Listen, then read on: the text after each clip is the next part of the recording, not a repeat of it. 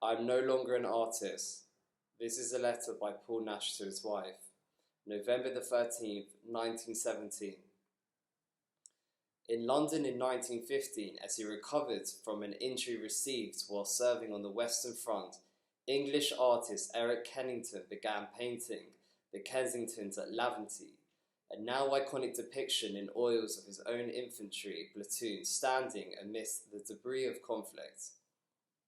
It was later exhibited, and its resulting success led to the British government's implementation of a scheme in which British artists were actively commissioned to report on the war through art.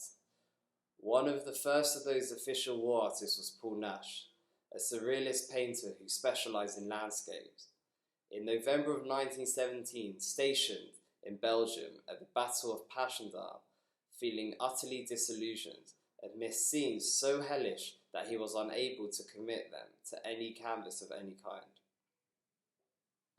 Nash attempted to put his experience into words into a letter home to his wife Margaret. This is the letter that he wrote to his wife. My beloved, I hope you got my letter. I am settled here for a week, so very soon expect letters will come through to me as I've wired GHQ my address. I have just returned last night from a visit to brigade headquarters up the line, and I shall not forgive it for as long as I live. I have seen the most frightful nightmare of a country, more conceived by Dante or Poe, unspeakable, utterly indescribable.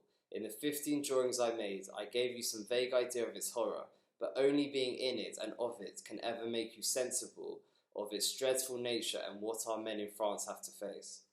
We all have a vague notion of terrors of a battle and can conjure up with the aid of some of the more inspired war correspondents and the pictures in the Daily Mail some vision of a battlefield, but no pen or drawing can convey this country, the normal setting of battles taking place day and night, month after month.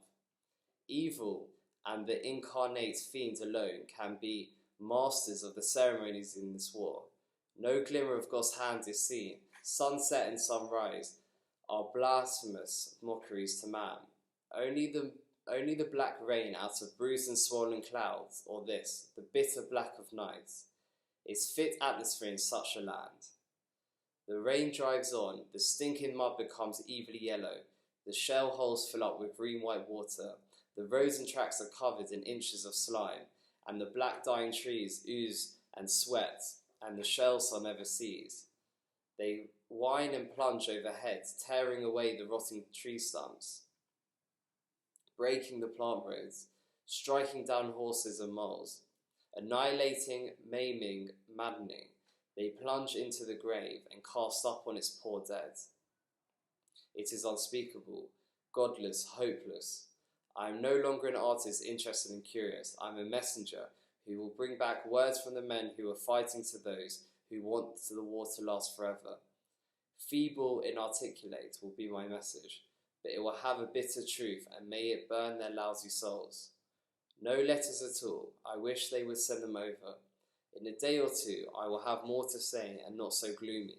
I am longing to hear about my darling. For a little time, adieu, my sweet baby, with a long-lost kiss, and kind only we can give. From your most loving, idolatrous lover,